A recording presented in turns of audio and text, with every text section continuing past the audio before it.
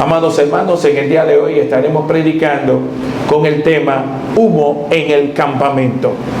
El texto bíblico en que nos vamos a apoyar está en Primera de Samuel, capítulo 30. Por favor, vayamos a este texto, Primera de Samuel, capítulo 30, en los versículos del 1 al 8. Inclusive, la Biblia dice así. Gloria a Dios. Cuando David y sus hombres vinieron a Siclá al tercer día, los de Amalec habían invadido el Negev y a Siclá, y habían asolado a Siclá y le habían prendido fuego, y se habían llevado cautivas a las mujeres y a todos los que estaban allí, desde el menor hasta el mayor. Pero a nadie habían dado muerte, sino que se los habían llevado al seguir su camino. Vino pues David con los suyos a la ciudad, y aquí que estaba quemada, y sus mujeres y sus hijos e hijas habían sido llevados cautivos. Entonces David y la gente que con él estaba alzaron su voz y lloraron hasta que les faltaron las fuerzas para llorar. Las dos mujeres de David, Ahinoam jezreelita y Abigail, la que fue mujer de Nabal, el de Carmel, también eran cautivas. Y David se angustió mucho porque el pueblo hablaba de apedrearlo, pues todo el pueblo estaba en amargura de alma, cada uno por sus hijos y por sus hijas. Mas David se fortaleció en Jehová su Dios. Mas David se fortaleció en Jehová su Dios. Si hay algo que quiero que captes en el día de hoy, es esta expresión: mas David se fortaleció en Jehová su Dios. David así había sido ungido muy joven para ser rey, pero entre el día de su dedicación, de su llamado, de entregarle una palabra profética por parte de Samuel, profeta de Dios en el Antiguo Testamento, y el tiempo de su coronación, habían pasado aproximadamente 15 años. ¿Sabes lo que es tu ser llamado para ser rey? Y tener que durar un tiempo de espera, donde tú no sabes cuándo va a ser la fecha de cumplimiento, pero cargas una palabra de parte de Dios, una palabra de destino, una palabra que te identifica. Y aún el rey de Israel en ese momento, Saúl, conoce cuál va a ser su sucesor. ¿Sabe la situación estresante, inquietante, donde David pensó que en cualquier momento Saúl pudiera darle muerte porque fue perseguido? Tuvo que esconderse y salir de los límites donde el dominio de Saúl podía alcanzarlo. Llegó a vivir junto a sus hombres llamados los valientes de David en tierra de enemigos, en tierra filistea. El Señor puso gracia en alguien llamado el rey Aquis en la tierra de Gad, y allí estaba David, dice el relato bíblico, donde había colocado su familia y la familia de estos 600 hombres que pertenecían a su milicia. Habían salido como tantas veces a luchar en contra de enemigos históricos. Habían durado días, posiblemente semanas fuera de su campamento. Nos dice el relato bíblico que regresan, posiblemente cargados de remembranza, de historia, de cómo Dios le dio una vez más la victoria. Al llegar al campamento, divisan de lejos un humo en el campamento. La señal de humo nunca es agradable. La señal de humo es porque ha habido fuego, desolación. Esto fue lo que encontró. Eso fue lo que encontraron. David, siendo llamado a ocupar el trono, tuvo que pasar diversas pruebas, diversas situaciones. Dice Primera de Samuel, capítulo 28, versículo 17: Jehová te ha hecho como dijo por medio de mí, pues Jehová ha quitado el reino de tu mano y lo ha dado a tu compañero David. Palabras de Samuel hacia Saúl, donde le indicaba claramente que su reino había cesado. Desde ese momento Saúl se aferra al poder y detenta un poder que él sabe que hasta cierto punto comenzó a carecer de legitimidad en el cielo. Es interesante que Saúl persiguió a David para eliminarlo. Pero cuando tú tienes un llamado auténtico de parte de Dios, no importa los enemigos físicos o los enemigos espirituales, Dios pone vallado de protección a nuestro alrededor. ¿Cuántos dicen gloria a Dios? En la mañana de hoy estaremos hablando de esta historia bíblica de David y sus hombres. No eran estos 600 un ejército a la figura en donde nosotros típicamente vemos en las películas o documentales. No era un ejército conformado como el ejército de nuestro país, con tanques, ametralladoras, uniformados o con chalecos antibalas. Eran 600 hombres que conformaban un ejército totalmente irregular, un ejército en donde lo que tenía eran puñales o espadas y mucho valor. La gran sorpresa fue ese día fatídico, ese día donde llega él con sus hombres y en un acto calificado como vil, la gente de Amalek habían asaltado a mujeres y niños que indefensos, desprotegidos, estaban en el campamento. No sabemos el número, pero si había 600 hombres, seguro que había más de 600 entre mujeres y niños. Los amalecitas habían llegado y se habían raptado, se habían llevado todo el ganado, las posesiones son materiales que pudieron agarrar, y se llevaron a esta mujer y estos niños también como parte del trofeo de guerra, para tenerlos como esclavos o venderlos en el mercado de esclavos. La Biblia nos lo narra de esta manera.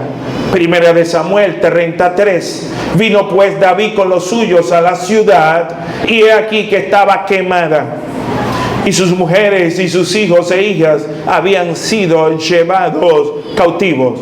Primera de Samuel 34. Entonces David y la gente que con él estaban alzaron su voz y lloraron hasta que les faltaron las fuerzas para llorar. Hay un día, digan conmigo, hay un día. Y ese día la Biblia le llama el día malo. Es un día que tú y yo jamás queremos vivir. Pero es muy difícil que un hombre en esta tierra no pase en un día específico lo que la Biblia narra, relata, señala, califica como el día malo. Efesios capítulo 6, versículo 13 dice: por tanto, tomad toda la armadura de Dios para que podáis resistir en el día malo, y habiéndolo hecho todo, estar firme. Ese día malo es un día de malas noticias, es un día terrible, es un día de pesar, posiblemente de la muerte de un familiar, de la pérdida de algo muy amado. Es un día donde no queremos que acontezca. Es un día donde vamos a llorar. Es un día donde las fuerzas van a declinar. Es un día donde luego de llorar y llorar estaremos en mutis, en completo silencio, y no queremos estar junto a nadie. Estamos en un proceso que los terapeutas llaman de duelo, de dolor. El llorar es bueno. El llorar es terapéutico. El llorar nos produce catarsis. Es un momento en donde le diremos a papá o a mamá, o a un amigo, o a alguien afectivo que se nos acerque, y le diremos: ¿sabes qué? Ya no puedo más con este dolor. David y su ejército se encuentran con desolación total en el campamento. No encontraron ni las vacas, ni el ganado, ni un cabrito, pero sobre todo no encontraron a sus familiares. No sabían si estuvieran vivos, no sabían si estuvieran muertos. El relato nos dicen que comienzan a llorar hasta que no les caben las fuerzas humanas para llorar. En ese momento esta multitud de 600 hombres hacen un giro raro. Es un giro terrible. Ellos dicen: hay un culpable de todo esto. Hay alguien que es responsable de lo que nos está aconteciendo. Y ese responsable es David. Y todo el odio, toda la energía, en vez de verterla hacia el enemigo, se vierte hacia David. Y comienzan a murmurar, y David llega a escuchar que están pensando matarlo, apedrearlo, matarlo lapidariamente con piedras. ¿Y por qué quieren hacer esto? Porque lo hacen culpable posiblemente de no haber tenido una estrategia de retaguardia, de haber dejado posiblemente parte de su ejército para defender. Estoy especulando. Pero las razones gravitaron en sus mentes y todos apuntaban, todos los dedos señalaban a David como el culpable. Esta historia nos señala, nos enseña que las lealtades humanas se mudan fácilmente. El que hoy es vitorado, el que hoy es aplaudido, mañana podrá ser señalado. Comenzando por el pastor que le dirige la palabra. Las multitudes se mudan fácilmente de sus afectos. El mismo Jesús hubo de sufrir tal escarnio. Jesús, sí. La multitud a las cuales Jesús le hizo mucho bien durante 3 años y medio. Le multiplicó panes y peces. Le sanó enfermedades. Esa misma multitud, miles, a 3,000 en una ocasión, a 5,000 en otra ocasión, les dio de comer. Pero esa misma multitud llegó un momento donde llegó a vociferar: ¡crucifíquenlo! ¡Crucifíquenlo! ¡Crucifíquenlo! Las lealtades de las multitudes se mueven.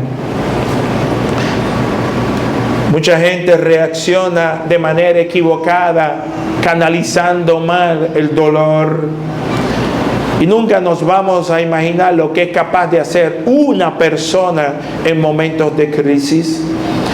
Y es precisamente en los momentos de crisis donde salen los verdaderos carácter de la gente.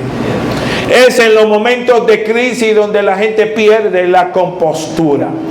Es en los momentos de crisis donde las personas llegan a decir cosas que luego quisieran recoger o recomponer. Es en los momentos de crisis donde tú y yo mostramos nuestro verdadero carácter. Perdemos la compostura.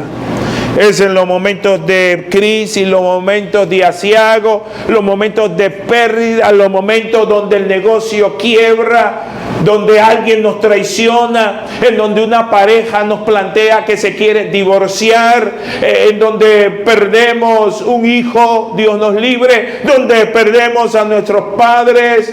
Son momentos muy, pero muy difíciles, son momentos de quiebre emocional. Son momentos en donde no sabemos cómo vamos a reaccionar, y solamente una persona fincada en Dios, fortalecida en Dios, puede superar esos momentos grises, amargos que nos toca vivir. Es muy natural, es muy humano buscar culpables. Es parte de nuestra conducta adámica, de nuestra herencia adámica. Hay gente que cuando le llega el dolor o una fuerte necesidad, comienzan a hacerse preguntas y su mente se hace agua y se dice: ¿y por qué a mí me ha pasado esto? ¿Qué estaré pagando yo? Y comienzan a canalizar incorrectamente. En vez de hacerse un autoexamen, comienzan a canalizar incorrectamente y dicen: ¿por qué Dios permite esto? ¿Qué cosa tan grande he hecho para merecerme lo que me está sucediendo? Nunca nos sentimos merecedores de una tragedia. Nos olvidamos de que vivimos en un mundo caído y lleno de pecado y de maldad. Nos olvidamos que este lugar no es el cielo. Que en este lugar vamos a ver deslealtades, traiciones y falta de afecto natural. Pero nos dice la Biblia que David, en medio de esa situación, se fortaleció en la verdadera fuente, en Dios. Mas David se fortaleció en el Señor. Esa fue su reacción. Nos dice 1 Samuel 36. Y David se angustió mucho, tanto por la pérdida como saber que su pueblo, su gente estaban hablando así de él. Y David se angustió mucho porque el pueblo hablaba de apedrearlo, pues todo el pueblo estaba en amargura de alma, cada uno por sus hijos y por sus hijas. Mas David se fortaleció en Jehová su Dios. Es interesante que nosotros los seres humanos llegamos a ser muy injustos. ¿Por qué? Porque parecería como que el enemigo se llevó las familiares, las mujeres y los hijos de los 600 y habían dejado intactas los hijos y las mujeres de David. Como si David no hubiese perdido lo que también ellos perdieron. ¿Alguien me está entendiendo? David era una víctima al igual que ellos. David entra en la recámara de Dios. David va a buscar auxilio en donde el único donde puede encontrar respuesta. Él no busca el refugio de hombre ni de mujer. Él se refugia en Dios. Él entra en la recámara de Dios. Él va a inquirir y a preguntarle a su Dios qué hacer en este momento tan difícil. ¿Qué hay que hacer, Dios? David consultó a Jehová diciéndole, 1 Samuel 38, perseguiré a estos merodeadores, los podré alcanzar. Es como diciéndole, no quiero dar un paso sin tu dirección. No quiero tomar una decisión si no está avalada por ti. No quiero moverme por sentimiento. Oh, cuántas decisiones hemos tomado mal, movido en el sentimiento. No te lleves de lo que tú sientes. Es que, pastor, ya yo no siento. Dime qué dice la Biblia, qué dice la palabra de Dios. No me hables de tus sentimientos. Yo no siento ir a eso. Sí, pero ¿qué dice la palabra? Ya yo no amo más a esa mujer. Para esa mujer tú fuiste a un acto público y le juraste amor. Es que ya yo no siento. Por favor, cristiano, no te muevas por lo que tú sientes. ¿Cuántos errores cometemos? ¿Cuántos errores cometemos? Por movernos, por sentir o dejar de sentir. Oh, cuán engañoso y perverso es el corazón humano, nos dice Jeremías. David entra en la recámara de Dios y le dice, no quiero dar un paso en falso. No me quiero equivocar, Dios. Yo no le puedo fallar a esos 600 hombres. Dios, yo no salgo de este lugar sin que tú me dirijas. Yo necesito dirección. O cuántas veces posiblemente en este momento estés pasando por una situación. ¿Qué hago? Consulta a Dios.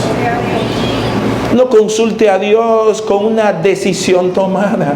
Consulta a Dios para poder tomar la decisión correcta. Dios abre su corazón y revela toda. David abre su corazón a Dios y revela toda su agonía. ¿Qué tengo que hacer? ¿Estarán vivos? ¿Los habrán vendido como esclavos a mercaderes? La respuesta de Dios, Primera de Samuel 38.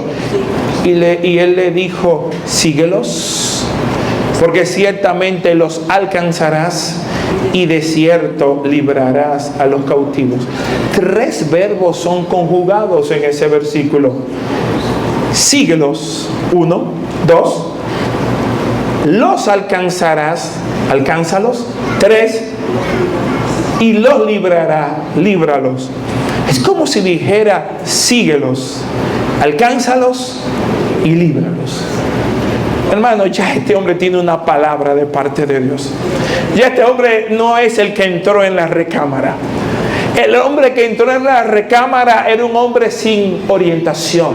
El hombre que entró en la recámara era un hombre apesadumbrado. El hombre que entró en la recámara era un hombre aturdido. El hombre que entró en la recámara es un hombre desorientado. Es un hombre perdido. Pero al recibir palabra de Dios, no es el hombre que está saliendo de la recámara. Es un hombre ahora empoderado. Es un hombre empoderado no por un hombre, sino por la palabra que viene del cielo, la palabra que produce vida, la palabra que convierte el alma. Oh, la atmósfera espiritual ha cambiado porque carga una palabra de Dios directa del cielo. Y este hombre sale y le dice a su gente: muchachos, vengan. Muchachos, Dios nos habló. Muchachos, les tengo que decir algo. Les tengo buenas noticias. Yo he leído la primera plana del diario del cielo.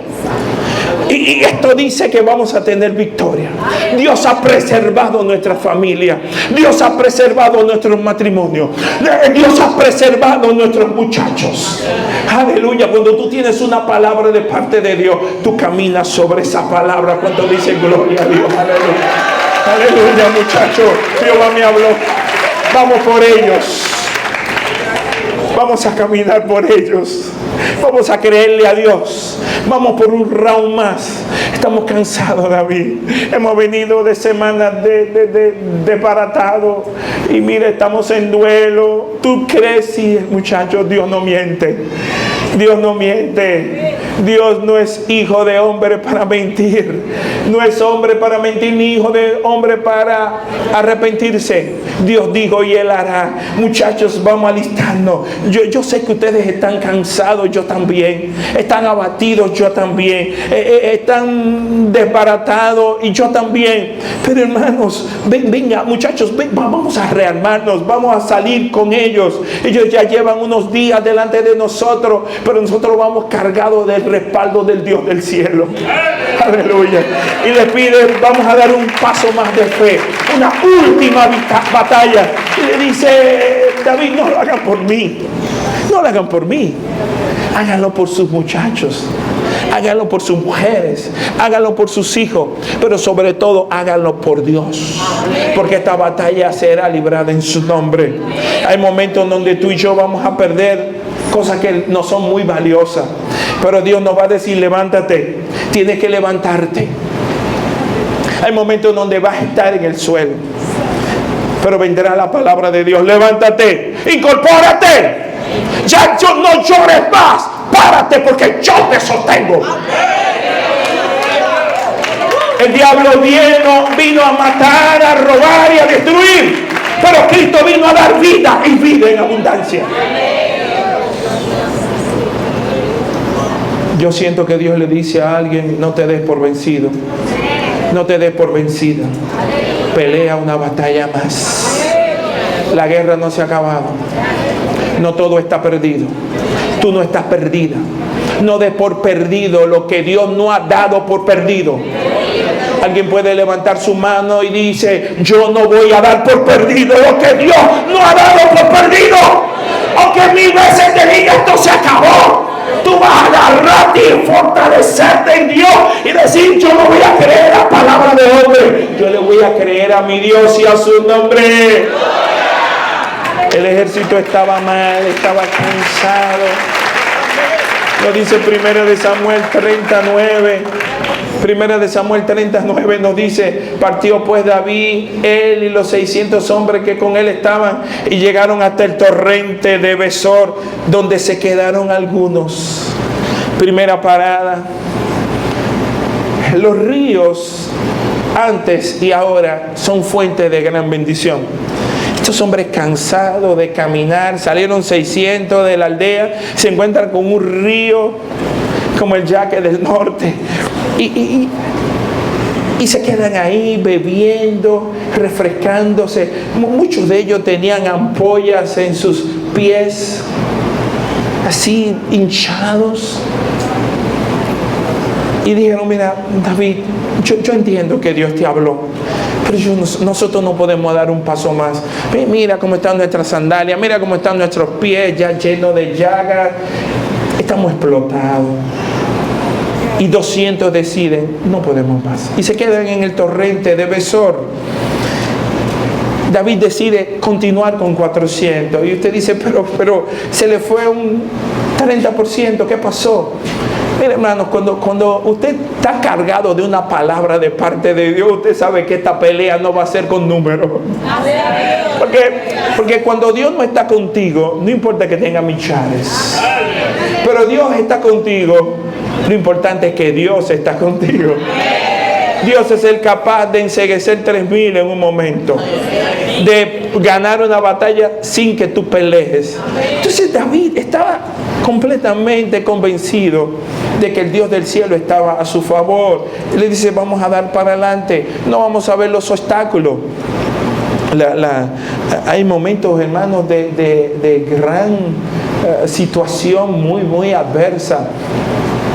Ayer estaba comentando con mi esposa que su abuelita, Luz Meléndez, tenía 5 hijos con 24 años de edad en Santiago.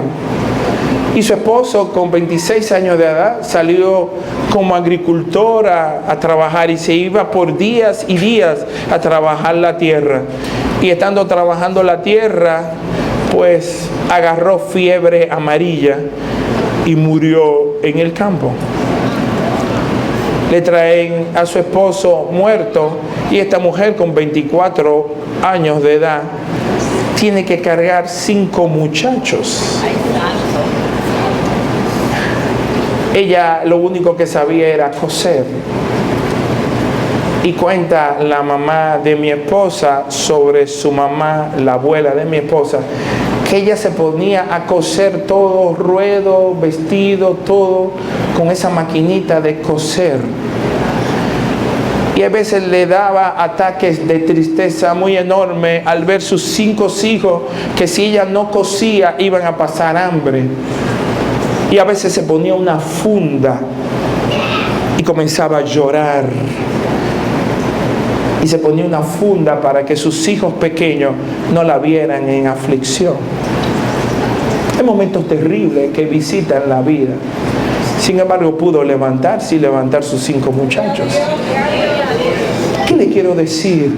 Usted posiblemente está pasando por un momento que para usted es lo peor. Hay gente que ha pasado situaciones peor que la suya. Y hay personas que han pasado situaciones que han salido librados porque se han fortalecido en su Dios. Fortalécete en tu Dios. Solo en Dios hay respuesta a tu situación. Vemos el resultado ahora de la batalla. Primera de Samuel 30, versículos 17 al 18. Y los hirió David desde aquella mañana hasta la tarde del día siguiente, y no escapó de ellos ninguno, sino 400 jóvenes que montaron sobre los camellos y huyeron. Y libró David todo lo que los amalecitas habían tomado. Y asimismo libertó David a sus 2 mujeres. Es una historia apasionante. Es un rescate de película. Regresaron todos. No se perdió uno solo. La familia de los 400 que pelearon fueron reconquistados. La familia de los 200 que se quedaron en el torrente de Besor también fueron rescatadas. La familia y los hijos de David también fueron rescatados. Sin embargo, aún viendo la gloria de Dios expandida, hay gente que tienen problemas porque su dureza de corazón no le permite compartir victorias. Y surge una situación donde los 400 que sí pelearon le dijeron a David: este botín que hemos agarrado a los amalecitas, vamos a distribuirlo entre nosotros, pero los 200 haraganes que se quedaron allá no le vamos a dar nada, solamente le vamos a entregar su mujercita y sus hijos. Y David le dice: no, ustedes no saben tener grandeza en la victoria. Primera de Samuel, capítulo 30, versículos 24 al 25. ¿Y quién os escuchará en este caso? Porque conforme a la parte del que desciende a la batalla, así ha de ser la parte del que quede en el bagaje. Les tocará parte igual. Desde aquel día en adelante fue esto por ley y ordenanza en Israel hasta hoy. Siglos después, el apóstol Pablo, en Primera Tesalónica, capítulo 5, versículos 14 al 15, dice: también os rogamos, hermanos, que os amonestéis a los ociosos, que alentéis a los de poco ánimo, que sostengáis a los débiles, que seáis pacientes para con todo. Mira que ninguno pague a otro mal por mal, antes bien, seguid siempre lo bueno, unos para con otros y para con todos. ¿Por qué David trata tan bien a los 200 que se quedaron? Porque un buen líder debe de trabajar con todos, no solo con los que le cae bien, no solo con los más adelantados, sino con todos. Un buen líder va a trabajar y a recompensar al que trabaja en el púlpito, pero también al que está en la puerta de afuera, al que hace ministerios visibles y aquellos que no hacen obra de ministerio tan visible u ostensible. La gente que se quedaron en el torrente de Besor también son hijos de Dios. En nuestra iglesia y en cualquier iglesia hay gente que está en el frente de la batalla. En nuestra iglesia, al igual que con cualquier otra iglesia, hay gente que se han quedado en el torrente de Besor. Posiblemente tú que estás sentado en este momento, que estás viendo en este momento, posiblemente todavía estás en el torrente de Besor. Y Dios quiere trabajar nuestros corazones, diciendo: tal vez era un tipo de creyente que estaba muy fogoso cuando te convertiste. Estabas muy activo cuando llegaste a los caminos del Señor. Estabas muy entregado a Dios y a lo de Dios 24/7. Pero por alguna razón te has enfriado. Por alguna razón has entrado en un frío tipo Alaska. Y ya no se te ve.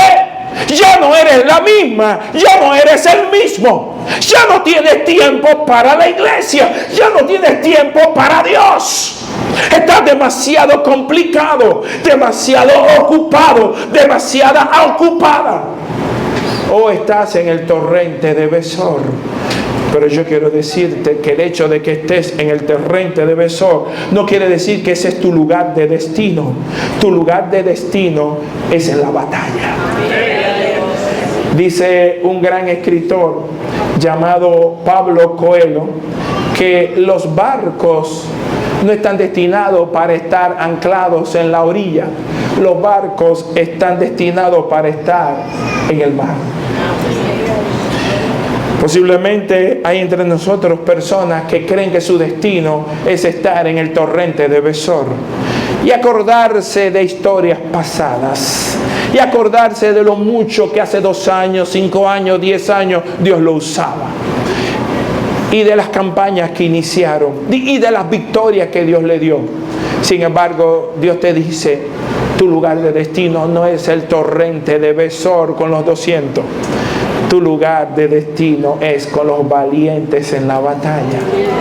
Es el momento de que te reencuentres con el llamado que Dios te ha hecho. Un llamado a estar activo ministerialmente. Un llamado a estar activo con las herramientas espirituales que Dios nos ha dado. Es el momento de tú activarte ministerialmente. Es el momento de usar de las herramientas que el Señor ha permitido. Es el momento de abrir y desempolvar tu Biblia. Es el momento de sacar tiempo y dedicarte a la oración. Es el tiempo, es el momento, es el llamado, es ahora. Que Dios te dice a ti, que Dios me dice a mí: no es el tiempo de ver tus ampollas ni tus heridas en el torrente de Besor. Es el tiempo de reactivarnos en Dios, de caminar y decir: todavía me falta mucho, todavía hay más en Dios, todavía Dios no ha terminado conmigo, todavía hay propósito en Dios que cumplir. Estoy vivo, estoy viva, estoy aquí, estoy completo, estoy completa. Dios es el mismo, Dios no ha cambiado, Dios es inmutable, sus propósitos son los mismos. Voy a proseguir, voy a completar, voy a hacer mi asignación en la tierra. ¿Alguien dice gloria a Dios por esto? Hay gente que está en el torrente de Besor por otras motivaciones. Hay gente que está en el torrente de Besor porque han cometido pecado y piensan que Dios no le va a perdonar su pecado. Están equivocados. Aquellos que se han quedado en el torrente de Besor porque piensan que un error lo ha descalificado. No, Dios quiere que vengas a Él en arrepentimiento y fe. Reconozca tu falta y te reencuentre con el Dios del cielo y le digas como el hijo pródigo: oh, no soy digno de entrar en tu casa, trátame como uno de tus jornaleros, pero no quiero estar con los cerdos porque ese no es el lugar mío. Oh, yo estoy llamado a estar en la casa del Padre, aunque sea como un jornalero. Es el tiempo que te reencuentres con Dios, que no sigas cabizbajo, cabizbaja. Es el tiempo de estar a cuenta con Dios. Es el tiempo de buscar de Dios con anhelo, con fervor, más que nunca, y decir: Dios, háblame, necesito reverdecer. Necesito sentirte en mis adentros. Necesito caminar contigo. Necesito caminar como el que camina agarrada del invisible. Porque sé que tú tienes planes conmigo. Oh, tus planes no se han acabado. Tu propósito no se ha acabado. Levanta tu mano, iglesia, y dile: Señor, gracias. Porque tus planes están ahí. Tú eres el mismo. Y por eso hoy me entrego por completo a ti. Renovamos pactos con Dios. Nos fortalecemos en Dios. Nos fortalecemos en Él. Porque solo Él tiene palabra de vida eterna. Amén. Dale un aplauso al que vive y reina. Damos gracias al Señor por estas palabras. Que estas palabras te catapulten. Que estas palabras te lleven. Y entienda que el no de los hombres, el no de las mujeres, no es el no de Dios. Pongámonos sobre nuestros pies. ¡Aleluya!